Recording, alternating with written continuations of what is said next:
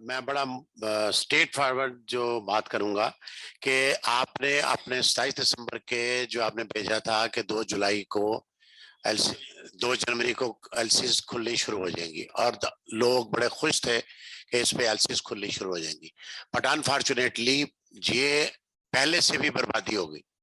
ये एक फैक्ट है। आपने एग्रीकल्चर के अंदर उसके अंदर बड़ा क्लैरिटी के साथ लिखा हुआ है कि एग्रीकल्चर की कोई एलसी, चाहे वो पेस्टिसाइड की है चाहे वो फर्टिलाइजर की है, वो नहीं खुलेगी। मैं समझता हूं कि बड़ा हौलनाक मंजर देख रहा हूं मैं सामने कि इस वक्त वीट आपकी खड़ी है जो आप इंपोर्ट कर रहे हैं। आप मुझे बताएं, अगर अगर अगर ये अद्वियात नहीं आएंगी तो इसका वीट का क्या बनेगा? वीट के बाद आपकी मेज आ रही है, मेज के बाद कॉटन आ रही है, कॉटन के बाद शुगर केन आ रही है। अगर अद्वियात ना आई तो ये इस मुल्क के लिए अलमिया हो जाएगा और सारी की सारी जो आपकी फसलें आ रही हैं उसका डिजास्टर हो जाएगा।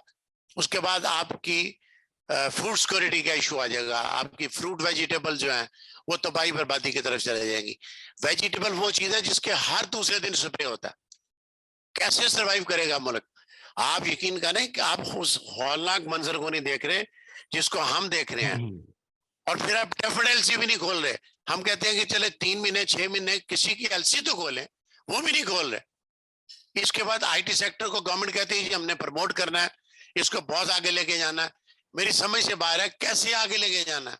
एक एक्सपोर्ट करता आईटी का बंदा जो अगर कोई आपको 100-200 मिलियन की एक्सपोर्ट करके डॉलर लेके आ रहा है आपके घर में, आप मुझे ये बताएं कि अगर आप ये नहीं, उसको भी एलसी नहीं खोलने देंगे तो वो क्या करेगा? एक्सपोर्ट कागजों में नहीं होती। अभी इसके लिए मशीनरी चाहिए, आपको सर्वर चाहिए, आपका राउटर चाहिए, लेकिन अगर आप उसको भी नहीं खोलने देंगे तो मेरी समझ से बाहर के क्या बनेगा?